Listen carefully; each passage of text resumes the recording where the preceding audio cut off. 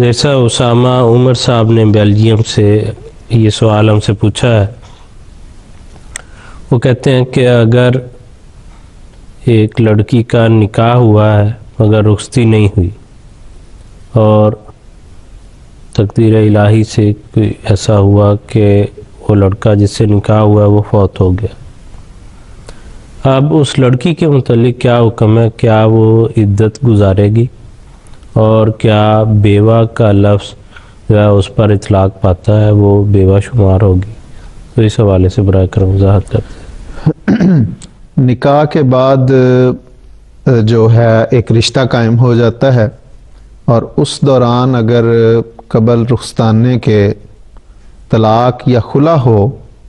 تو وہ ایک اختیاری چیز ہوتی ہے، اس کے بعد عدت نہیں ہے، کیونکہ طلاق اور خلا کے لیے عدت جو ہے وہ دراصل استبراء رحم کی ایک شکل ہے کہ یہ پتہ چل جائے کہ جو عورت ہے وہ کہیں حاملہ تو نہیں ہے، اس لیے وہ ایک اس میں یہ حکمت ہے۔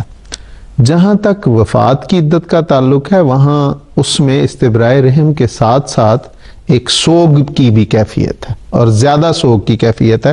یہی وجہ ہے کہ اسلام نے عام طور پر جو اگر کسی کا رشتہ دار، کوئی باپ بیٹا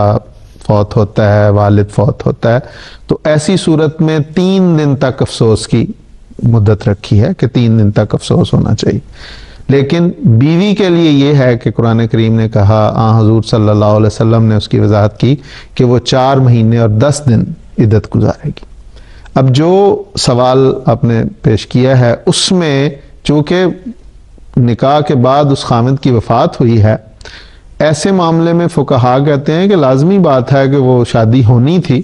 اس لیے وہ عورت جو ہے وہ عدت گزارے گی، اور وہ عدت 4 ماہ 10 دن کی عدت، سوگ کی عدت گزارے گی،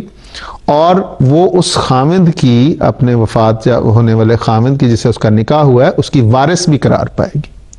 اور اس کا 1/8 اس کے کل ترکے کا 8واں حصہ اس بیوہ کو ملے گا۔ چونکہ اس پہ ذمہ داری ہے اس لیے وہ حقوق بھی اس کو ملیں گے، اور وہ اس عدت کے دوران کا بھی نان و نفقہ وغیرہ اس کے ترکے میں سے اس کو ادا کیا جائے گا، اور باقی اس کے علاوہ جو اس کا 8واں حصہ بنتا ہے وہ اسے ملے گا۔ اور ظاہر ہے جب یہ دونوں چیزیں ہیں تو اس پہ بیوگی کا یا بیوہ کا لفظ بھی اس کے لیے بولا جاتا ہے۔ بیوہ اس عورت کو کہتے ہیں جس کا خامد فوت ہو جائے۔ تو یہ ہے اس میں اس کا جو